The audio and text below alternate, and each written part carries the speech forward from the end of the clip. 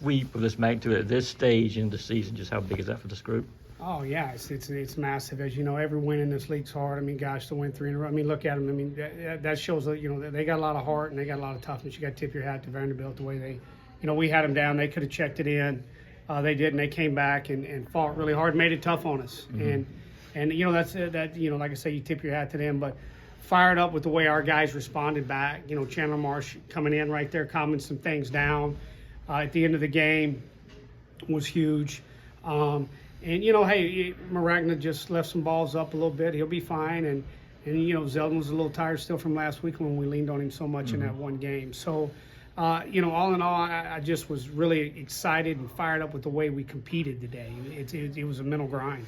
And we talked a little bit about this after the game last night, but the good quality of bats you guys are taking up and down the lineup right now. You're not seeing a lot of, swings at pitches outside the zone. Guys are waiting for the pitch. I mean, like Charlie did with the home run on a 3-1 count. I mean, we're seeing it up and down the lineup right now. Yeah, that's the key to good offenses, right? And having the ability to be able to put runs on the board. You just look at it and you look at what the whole offense, I haven't totaled it up. I think we're going to be pushing close to 20 walks, if not a tick over. And you do that in a weekend series and things, gives your offense a chance, man. You don't always need a home run if you got guys on base. You can power runs together with a couple hits. And I thought we did a really good job of that. Our chases today, that really excited me. We're typically down. They were over the plate. They were just down. Which, hey, they got good stuff, man. Those guys, they threw some power arms at us again today with power stuff. So, if your chases are there, you're fine with it. When Charlie's sitting up at the plate with 3-1 count, when the guy's got to come right to him, just as his coach, you kind of licking your chops a little bit looking at that. Well, Charlie was seeing it well. I'm not going to lie to you. He hadn't done this many times. He told me when he went on deck, he said, if this guy's in the game, I'm going to stick him. And he said, I'm seeing him well. And he didn't say he's going to hit a home. He's just going to hit it hard. And, he's like, he felt good. He thought he was seeing that guy really well out of his hand. And so when it got to 3-1, I looked over Paul Farley and I said, this might get loud.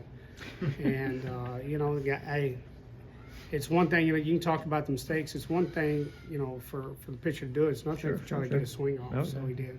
After the game on Tuesday against Kennesaw State, you said that Zach Harris had made the jump. He finishes the week with 7 scoreless, hitless innings and 10 strikeouts. Yeah, no, Zach, what Zach did today, we knew, I'm not going to lie to you, when you're before the game and you're on paper and you're looking at things like, all right, hey, if he can give us 3, we're feeling good about it. He ended up giving us that 4th one. And, we probably could have sent him back out from a pitch count standpoint. I just thought his stuff was really flattening out a little bit, which is what happens when you get tired towards the end of the week. And that's kind of what you saw with Zeldin today, too. But, hey, he got us off to a great start, 4 scoreless, against obviously a really good offense.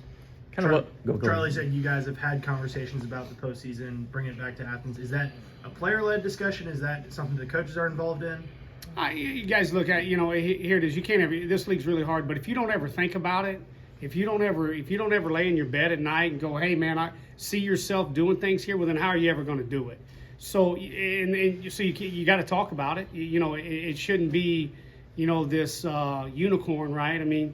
You should be able to think, because the first way you first have to talk about it, then you got to think about it, then you got to believe that you can do it, and that's kind of where we're at. We got 6 tough ones left, man. South Carolina's really good at home. Florida Gators are fighting for their life, man. So we just got to we got to take Thursday as our next game. And we got to take one pitch at a time on Thursday. You guys have